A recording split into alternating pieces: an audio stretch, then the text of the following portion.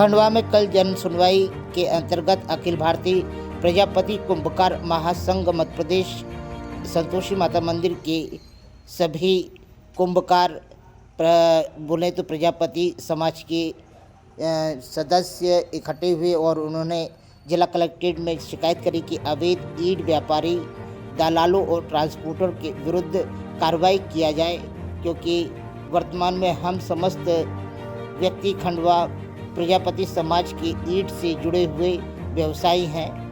हमने पूर्व में भी आपके साथ साथ एसडीएम साहब, कलेक्टर साहब एवं समस्त थानों, आरटीओ ऑफिस, विधायक महोदय, नगर निगम महापौर से और हमारी परेशानियों से अवगत कराया था। हमने जिन परेशानियों से आपको अवगत कराया था उसमें प्रमुख रूप से खरगोन जिले से सनावत और बड़ूच से ओवरलोड वाहनों में अवैध रूप से आ रहे ईंटों को भरकर खंडवा शहर में जिले में सभी दूर पहुंचाई जा रही है। वहीं पर कल 3 ट्रक पकड़ाए गए, जिन्हें कि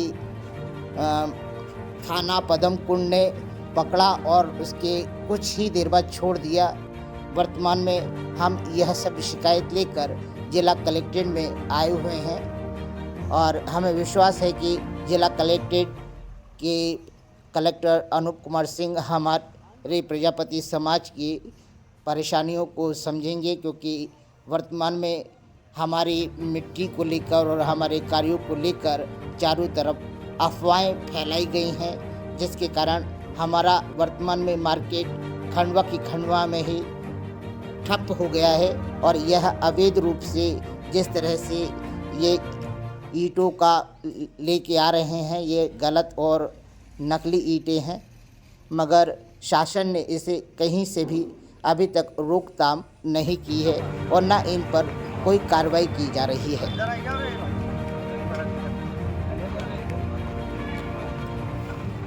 आदरणीय, आज जिला कलेक्ट्रेट जन सुनवाई में आप लोग आए हुए हैं और खनिज विभाग के सामने खड़े हैं, तो क्या विषय है? जन सुनवाई में आज इसलिए आए हैं क्योंकि हमने कलेक्टर साहब को जो अवैध ईंटें सनावत, बड़ूच और खरगोन जिले से खंडवा में आ रही है, तो उनकी रोकथाम के लिए हमने 3 बार कलेक्टर साहब, एसडीएम साहब और सीएसपी साहब, एसपी साहब को आवेदन देने के बाद भी हमारी कार्रवाई नहीं हो रही है। इस विषय में आज हमने 4 गाड़ियां खंडवा के पदमनगर थाने में खड़ी करवाई, तो उन्होंने नाम मात्र की चालानी काट कर और उनको 10 आधे घंटे के अंदर छोड़ दिया। और इनका जो ओवरलोड का काम है, हाँ। ये 12 बजे रात से लगा के 6 बजे सुबह 6 बजे तक करते हैं और रात में चोरों की तरह आके और चोरों की तरह खाली करके भग जाते हैं। उसमें क्या पुलिस प्रशासन को भी भनकने लगती है और ये पूरा काम करके चले जाते हैं। और इसलिए हम शासन से मांग करने के लिए खनिज अधिकारी से भी मिलने के हिसाब से आए हैं कि जैसे ओवरलोड माल लेके आ रहे हैं, तो ये प्रजापति समाज के न होकर जैन ट्रांसपोर्ट, अन्य व्यवसायी और दलाल लेके आ रहे हैं, जो वहाँ से प्रजापतियों से खरीद के बिना रॉयल्टी के लाकर पूरे खंडवा ज़िले में डाल रहे हैं। इससे हमारे खंडवा ज़िले का पूरा व्यापार प्रभावित हो गया। 2-3 बार ज्ञापन देने के बाद भी हमारी कोई कार्रवाई नहीं हो रही। और अगर हम कार्रवाई के नाम से जाते हैं तो जैसे हमें सूचना मिलती है कि भाई हमारी सनावद और इधर बड़ू साइड से खरगोन जिले से जो अवैध ट्रक ईंट भरकर खंडवा में प्रवेश हो रहे हैं, तो हम शासन को लेकर उन पर चालानी कार्रवाई के लिए जाते हैं तो हमें थाने वाले का ठोस आश्वासन नहीं मिलता है। ये कहकर हमारे ऊपर पल्ला झाड़ देती कि तुमको कोई आदेश नहीं है, हमारे पास आदेश लिखित में लेके आओ तो हम कार्रवाई करेंगे, नहीं तो हम कार्रवाई नहीं करेंगे। और मात्र नाम मात्र की चालानी कार्रवाई करके ये गाड़ियों को आधे घंटे के अंदर छोड़ के और बरी हो जाते हैं। इससे हमारा प्रजापति समाज बहुत दुखी है और बहुत परेशान है। वर्तमान में खंडवा में कहाँ कितने प्रजापति समाज की कितनी संख्या है और कहाँ पे है? खंडवा में पूरे जिले में करीब 5000-7000 प्रजापति समाज के लोग हैं जो पूरा ईंट भट्टे का काम करते हैं। अच्छा। और इन लोगों ने पूरे ज़िले में, खंडवा के पूरे ज़िले में छोटे छोटे गाँव में ट्रकों से भर के पूरी ईंटों को रातों रात खाली करके और निकल जाते हैं दलालों के माध्यम से। व्यापारियों का कहना है कि जो बाहरी ईंट आती है वो वर्तमान में स्थानीय जो ईंट व्यापारी है, ईंट भट्टे वाले हैं, उनसे ज़्यादा सस्ते दर पे आती है। इसलिए हमको बार्गेनिंग नहीं करना पड़ती और हमारे पास में सहजता से ये उपलब्ध हो जाता है। तो इसमें प्रजापति समाज का क्या रोल है? ईंट का व्यवसाय प्रजापति समाज का है, न कि अन्य समाज का। ये ईंट का व्यवसाय प्रजापति समाज का है और अन्य दलाल, ट्रांसपोर्टर और सप्लायर जा जाकर कम भाव में ईंट बेचते हैं वहाँ पर और खंडवा की ईंट की बुराई करते हैं कि खंडवा की ईंट मिट्टी खराब है, पथरीली ईंट है, ये ईंटें मत लो, हमारी ईंटें लो, सनावत की ईंटें लो जो अच्छी खूबसूरत आती है। ऐसा आता है जबकि उसकी में मजबूती कुछ नहीं है, पूरी खराब ईंटें आती है और उनको पानी पिला पिला के लाते हैं जिससे कि क्या उसकी खूबसूरती दिखती है। और रात में लेके आते हैं 12 से 6 बजे के बीच में ईंटों में 10-10 हज़ार ईंट, 12-12 हज़ार ईंट भर कर लाते हैं, जिससे पूरा हमारा प्रजापति समाज। समस्या क्या जा रही है इसको लेके क्या समस्या जा रही है? हमारी समस्या ये जा रही है कि हमको उचित भाव नहीं मिल रहा है और भाव के साथ साथ ईंटें बिक नहीं रही है, रोजी रोटी पे संकट आ गया, भूखे मरने की स्थिति आ गई है। इसलिए हमको शासन से गुहार लगाना पड़ रही है और बार बार शासन के पास हमको अवगत कराने के लिए आना पड़ रहा है। अभी तक हमको खाली शासन से उम्मीद ये मिली है, आश्वासन मिला है, कार्रवाई के नाम पे कुछ नहीं हुआ। तो हम आगे से कार्रवाई करवाना चाहते हैं और हमारी समस्या को, कुम्हारों की समस्या से निजात दिलाना। जैसे कितने लोग के जो कर्जा लेके आप लोग भट्टा चला? लगभग प्रजापति समाज पूरे ही कर्जे में काम करता है, क्योंकि क्या है सर, हर महीने तो पानी के मावटे और ये आ जाते हैं, जो ईंटें बनाते हैं वो गल जाती है। जितना भी कारोबार कर रहे हैं 5% 10% ब्याज से लेके कर रहे हैं। अभी तो हमारे ब्याज इतने बढ़ गए हैं कि हमको देने के लिए उनके पास पैसे नहीं है, हमको माल लेने के लिए, कोयला लेने के लिए हमारे पास पैसे नहीं, मजदूरों को पालने के लिए पैसे नहीं है। अब ऐसी स्थिति में क्या करें, हम किसके पास जाएं? आगे क्या रणनीति रहेगी? आगे हमारी यही रणनीति है कि अगर हमारी कार्रवाई नहीं हुई तो चक्का जाम करेंगे और आगे मुख्यमंत्री साहब से मिलेंगे, उनको भी अवगत कराएंगे। यही हमारी प्राथमिकता है। महेश प्रजापति, जिलाध्यक्ष खंडवा। कहीं ना कहीं सर ओवरलोड होके भी आ रहे हैं, तो इन पर किस तरह की कार्रवाई की जा रही है और इन पर क्या लगाम लगाने के लिए क्या आगे किया जाए? कलेक्टर साहब के निर्देशन में कार्रवाई होती रहती है। आज संयुक्त कार्रवाई हुई जिसमें ट्रैफिक से सूबेदार साहब और माइनिंग अधिकारी वर्मा जी और हमारे विभाग द्वारा कार्रवाई करते हुए 4 डंपर जो ओवरलोड थे उनको टीआई कोतवाली थाने में जब्त करके रखा गया है। उस पर माइनिंग का भी चालान बनेगा, आरटीओ का भी चालान बनेगा और अन्य कार्रवाई के दौरान 4 वाहनों से 16 हज़ार का समन शुल्क वसूला गया और ये कार्रवाई विगत 1 हफ्ता से जारी है और इसमें बसों पे भी कार्रवाई की जा रही है। बसों से विगत 7-8 दिन में जो कार्रवाई हुई है उसमें लगभग 1,80,000 के आसपास चालान वसूला जा चुका है आज दिनांक तक।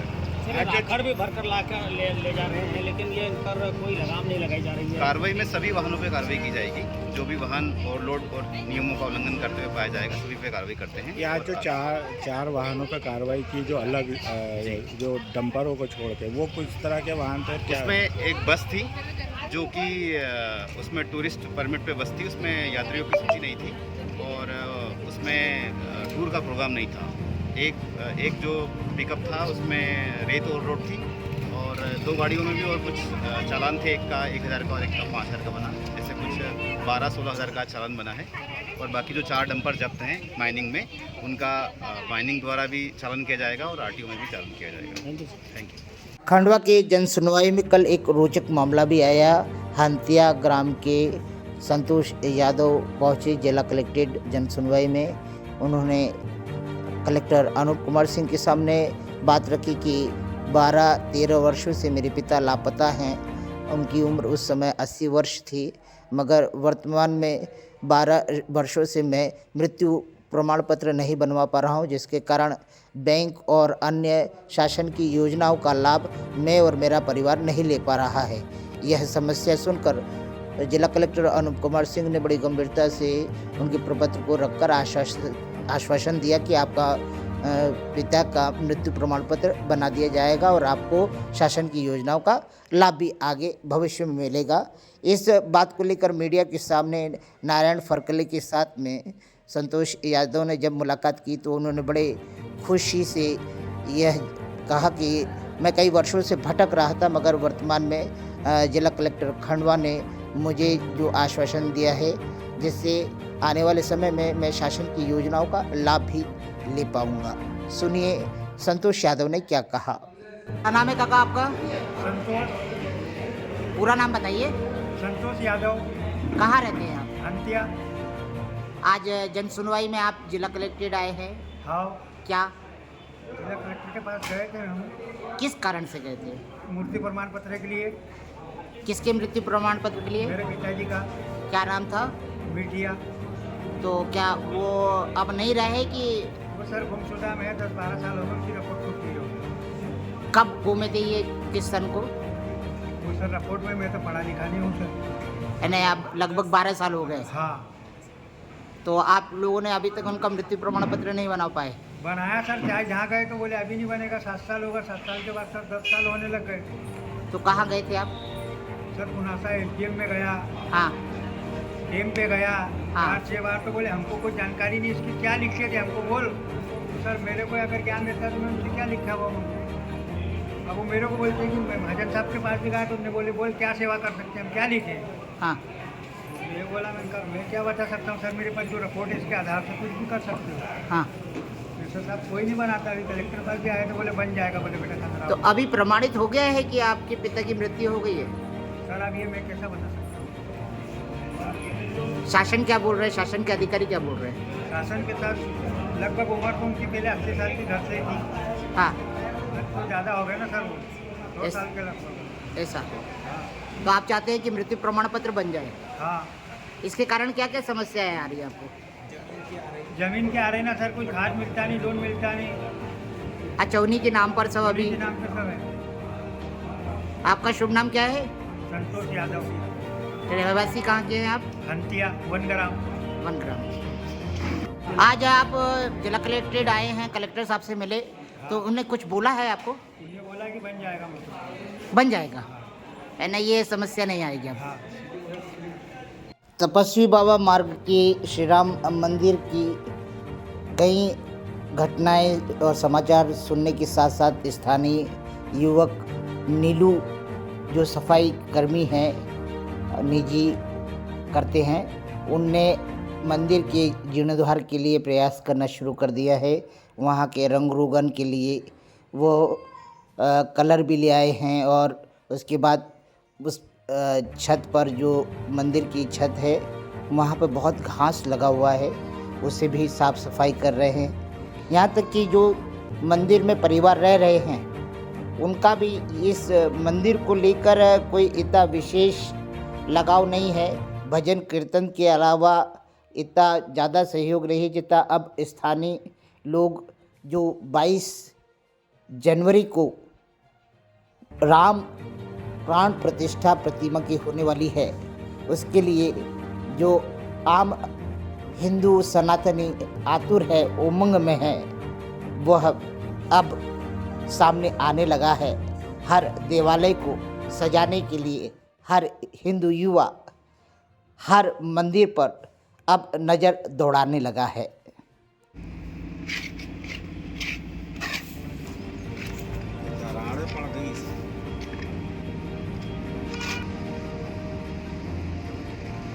पंडित जी, ये मंदिर का नाम क्या है? ये तपस्वी बाबा श्री राम मंदिर है। अच्छा, एसएन कॉलेज के पीछे। ये आज पुताई हो रही है क्या? शासन की तरफ से पुताई हो रही है क्या? जी नहीं, ये बेचारे नीलू भैया ने इधर उधर से कैसा भी कर पुरा के वो बेचारे साफ सफाई भी कर रहे हैं, पुताई भी कर रहे हैं। और ये देख लो आप आँख के सामने उंगलियों में उनको कांटे घुस रहे हैं, फिर भी साफ सफाई कर रहे हैं। क्या नाम है भाई आपका? मेरा नाम नीलेश है। नीलेश भाई का क्या करते हैं आप? मैं साफ सफाई का काम करता हूँ। यानी वाल्मीकि समाज से हैं आप? वाल्मीकि समाज से। तो आप क्या नगर निगम में हैं? नहीं, मैं प्राइवेट ही काम करता हूँ। प्राइवेट करते हैं जी। तो ये आपका मन कैसे हो गया कि राम जानकी मंदिर के सफाई और पुताई के लिए? अपने दादा उन भी सेवा करते थे, हम भी सेवा ही कर रहे हैं। और ये कई साल पुराना मंदिर है, यहाँ कई सालों से कुछ हुआ नहीं, अपने से जो मनता सेवा कर देते, किसी से मांगते नहीं। तो इस बार आपका मूड हो गया कि 22 जनवरी को जहाँ अयोध्या में रामलला की प्राण प्रतिष्ठा होने वाली है प्रतिमा की, तो अपना भी मंदिर चमका है। जी, तो इसमें किसका सहयोग ले रहे हैं आप? कोई का सहयोग नहीं, आत्मनिर्भर अपना ही सहयोग है। तो आपने क्या क्या यहाँ पे क्या क्या अभी मंदिर के लिए लगाया है? मैं ये कलर लाया हूँ, अभी ये होते ही आ रहा हूँ, खत्म होते ही आएगा, लग ही जाऊँगा। ऐसा, और इसकी साफ सफाई भी आप कर रहे हैं? नहीं,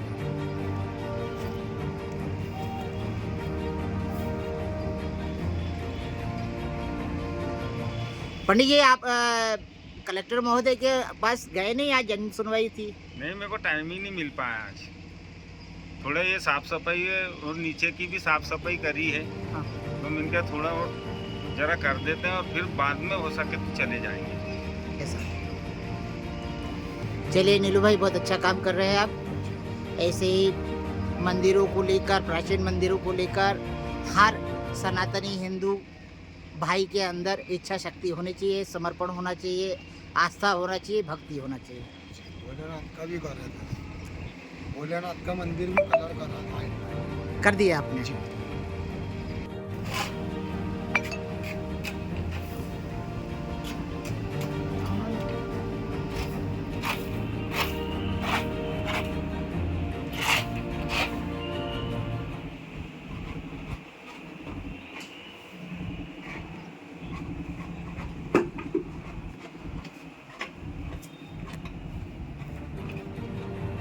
हाथ लगाते से गिर रहा है।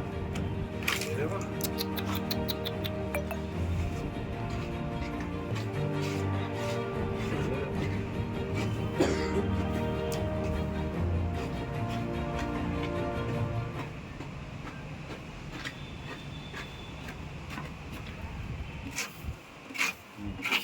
क्या नाम है आपका? मेरा नाम नीलेश है। नीलेश भाई, ये जो मंदिर का पुताई वगैरह कर रहे हैं, इसमें ये खर्चा आपको कौन दे रहा है? ये मेरे जेब से ही लगाता हूँ। तो आपका क्या करते हैं ऐसे?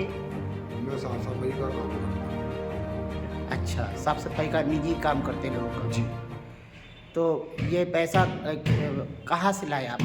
ये मेरे को कुछ दे देते सर, खर्चे पानी को। कौन सी सर? हमारे जीएसटी में नौकरी करता हूँ, 2 महीने से तनख्वाह ही नहीं थी। हाँ तो उन्होंने खर्चे को लिए दिए थे 1000। हाँ। मैं 1000 रुपये इधर मंदिर में जाना, यहाँ लगा देता हूँ।